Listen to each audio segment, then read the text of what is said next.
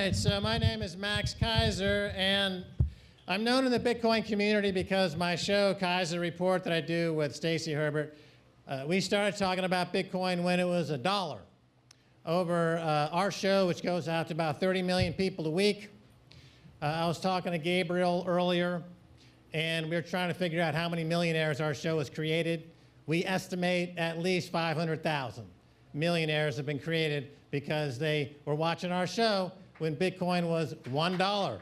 That's all over the world, many, many countries all over the world. So what I want to talk to you about today basically is the concept or the idea of hard money.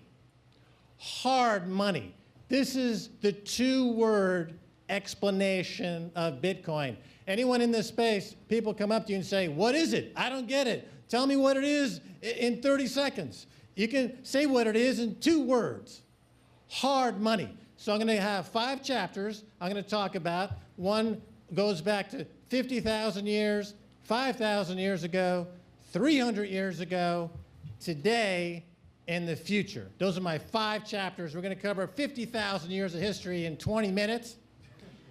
And I've got 8 concepts that I'm going to weave in to my 5 chapters. Now, we start 50,000 years ago. People are populating planet Earth. They're moving around. They're spreading out. And what do people do when they meet other people? We know that they like to trade. They like to trade. So that's concept number 1, trade. People like to trade. And what do they trade? They trade back and forth with things of value. What is value? Value is something that has trade worthiness today and in the future. That's what value is. Not sentimental value, but it has value today and in the future. You've got something I want, I like it, I'm willing to trade with you something that I've got. Why would you want what I've got? Because you think it has trade value today and trade value tomorrow, and vice versa. So this goes on. People are spreading all over the world. Cultures are mixing. People are mixing. And now we get to chapter 2. Chapter 2 starts 5,000 years ago. So 5,000 years ago, what happened? There's a huge innovation. People are traveling all over. They're trading. And they figure out, you know what?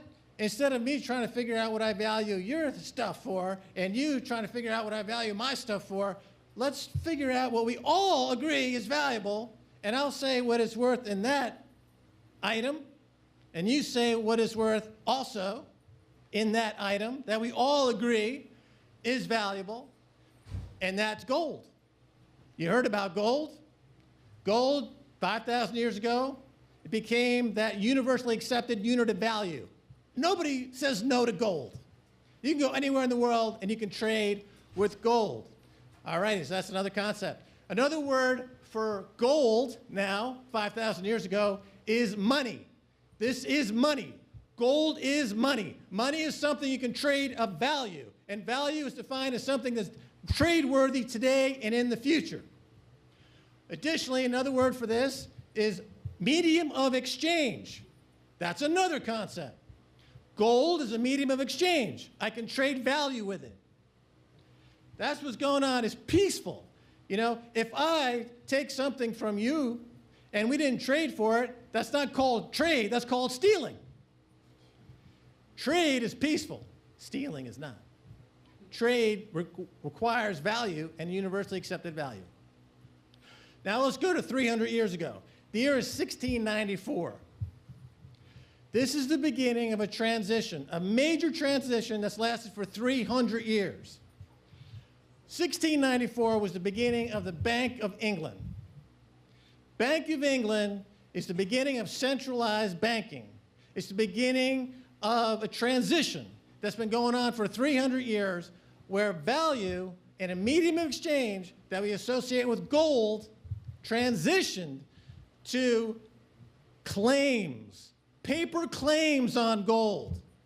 Those paper claims on gold used to be backed by gold. Over the past 300 years, they have increasingly been not backed by gold. they have a name for this. It's called fiat money. Fiat money is money that's not backed by anything. Fiat money is not a medium of exchange, because we know that a medium of exchange retains its value. As pointed out earlier, the US dollar, they claim it's a medium of exchange, and yet it's lost 97% of its value over the past 100 years. The US dollar is not money. So that brings us to today, the current environment. What happens is, when you have a system where a few thousand people are able to print money, those few thousand people then become part of what I would call a bankocracy. The world is governed not by laws, not by politicians, not by votes. The world is governed by a few thousand bankers who print money. In 2008, what happened? There was a huge financial crisis. Everyone lost money, except the bankers who were able to print more money for themselves. They bailed themselves out. Everyone else got messed up. The debtors were not bailed out. The creditors were bailed out. This is historically almost unprecedented. We almost never see in history an example of debtors not getting bailed out. Even look in the Bible, there's the 7-year Jubilee. There's always this concept of bailing out debtors. There's always debtors in society because of tax debt, medical debt, natural disaster debt. Debt happens. And then there's an idea of bailing out debtors. Only recently, and in 2008, did we see this turned on its head, where the creditors were bailed out. And they did so by printing $17 trillion for themselves to make themselves whole. Others, without access to a printing press, lost. We still see the problems associated with that crash. Wages haven't gone up, but the price of a Modigliani has. The price of a ski chalet in Switzerland has. The price of real estate in New York has. How come wages haven't gone up? Because they print all this money and they keep it to themselves. We have this, a proof of this demonstrably provable by one simple financial statistic printed by the Bureau of Labor Statistics. It's called the velocity of money. It shows how rapidly money is circulating in the economy. It shows economic health. Well, let's see, over the past 10 years, the government printed $17 trillion. We should see that circulating.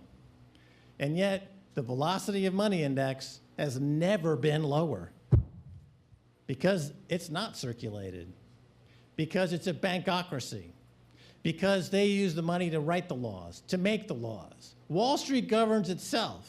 Wall Street is self-governing. Now, we see how this plays out in catastrophic terms. I just want to read through an example. Yes? Am I turning the lights off accidentally? No, we all black and the lights go out. Fair enough.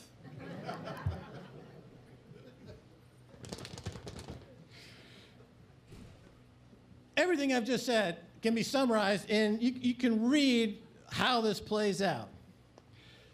Okay, this is a recent story. Quote, a way of monetizing poor people. How private equity firms make money offering loans to cash-strapped Americans. Now, remember Tim Geithner from the 2008 crisis? He authorized TARP. He authorized a $700 billion bailout of the creditors, which became 17 trillion. His next job was for a company called Mariner Finance, which is a division of Warburg Pincus, a Wall Street firm, where they are in the business of sending people unsolicited checks for $1,000, $2,000 with a 33% interest rate. What happens is that people get these checks and they figure, what the hell, I'll deposit it.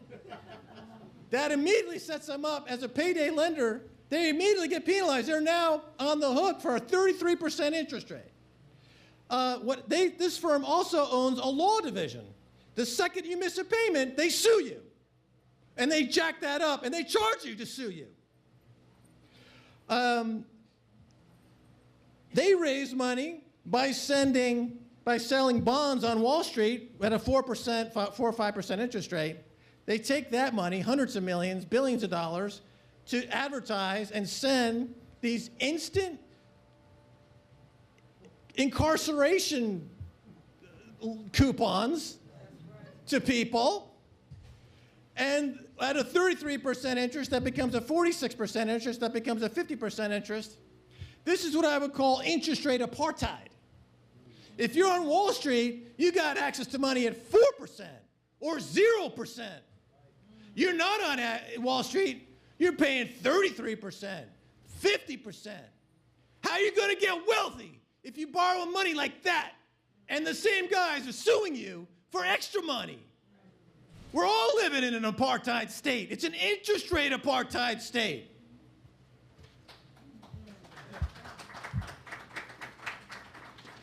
Now, this is Tim Geithner, who is lauded. Quote, "You've got billionaires extracting wealth from working people. They've got 57 branches in all 7 states. This is a plague that's infecting society. 80% of all their activities are predatory lending."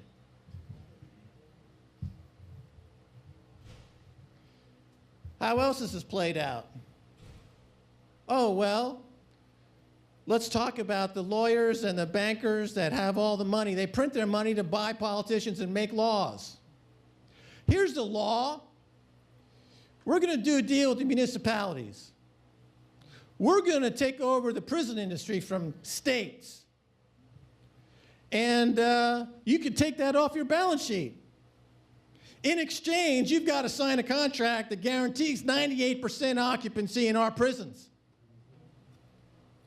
Oh, you know, we're going to change the law. We're going to make it 3 strikes now. You get caught with a joint 3 times, you're going to the prison because we guaranteed the municipality 98% occupancy for the privately owned prison corporation funded by 0% interest rates. That's your prison industrial complex. Who goes to prison?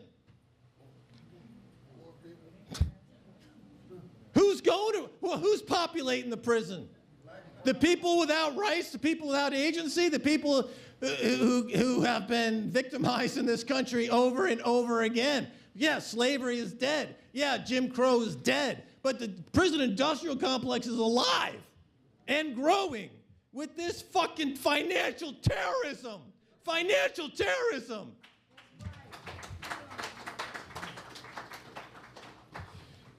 Here's a guy, Paul Krugman, New York Times.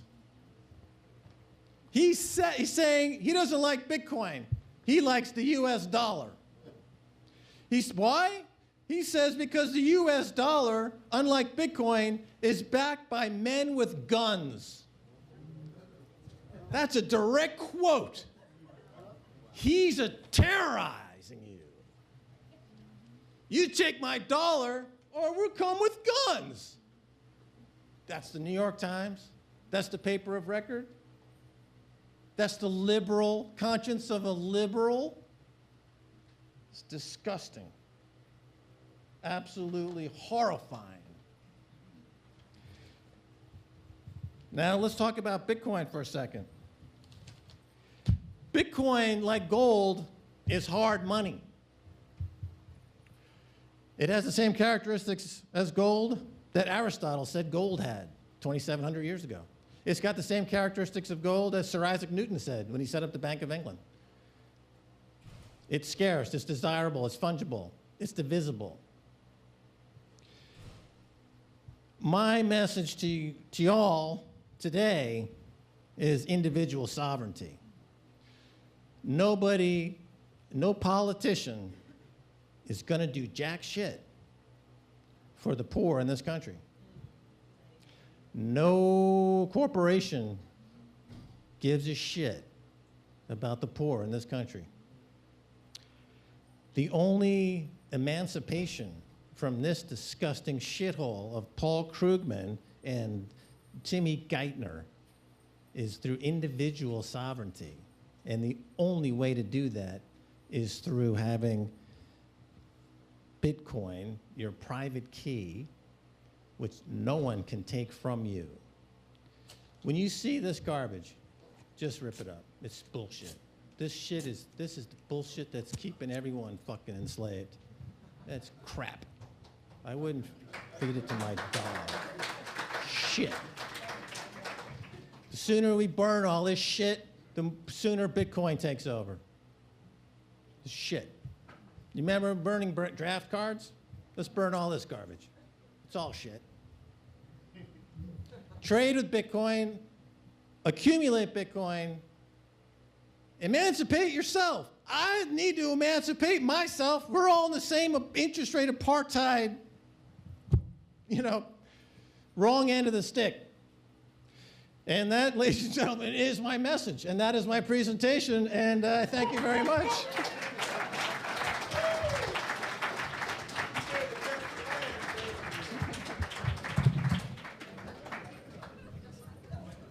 The best for last, and he is definitely black. We are trading him. The black team will take him. Yes, indeed. Who you want to give up? Who got to go? Somebody got to go. Amarosa been gone. What are you talking about? Ain't never coming back. All right, questions, y'all. Hold on, we got time for the question. Questions? No, come on, Slim. Oh, I'll do the questions then. All right. Yes. So what are you saying that we should do in response to all of this? What is accumulate our walking away action? Just accumulate Bitcoin. If $10, $100, it's very simple. It's simple to do, and just accumulate Bitcoin. Have your private keys. Those are your keys. Gold, as Reggie, my good friend Reggie, has been talking about, does this same thing, but it's not as easy as Bitcoin. It's not as universal as Bitcoin. So just buy it. It's not that hard. It's not a huge directive. Like in the rights movement, it's usually the simple action that resonates. Okay? I mean, civil rights movement in America, I lived through it. Rosa Parks did a simple thing, and it resonated. Burning a draft card resonates. Buying Bitcoin is a simple thing, but when done en masse, kicks the right ass at the right place. Raise your hand high. Now we got some questions. All right. This is not a question, but just to clarify for the gold, Lorna from Veritasium, you can buy small amount of gold the same way you can buy small amount of Bitcoin. Doesn't matter how small. Thank you. Yeah, we saw that today. He passed it around. Okay. Green Machine. Hello. So I'm posing this question to Mr. Kaiser, but really it's also for the room. Only 8.5% of investors in cryptocurrency are women. And I feel like as a woman, especially a black woman, I want to ask you as a Bitcoin enthusiast and also the other men in this room, are men prepared to engage and empower women in the cryptosphere as partners?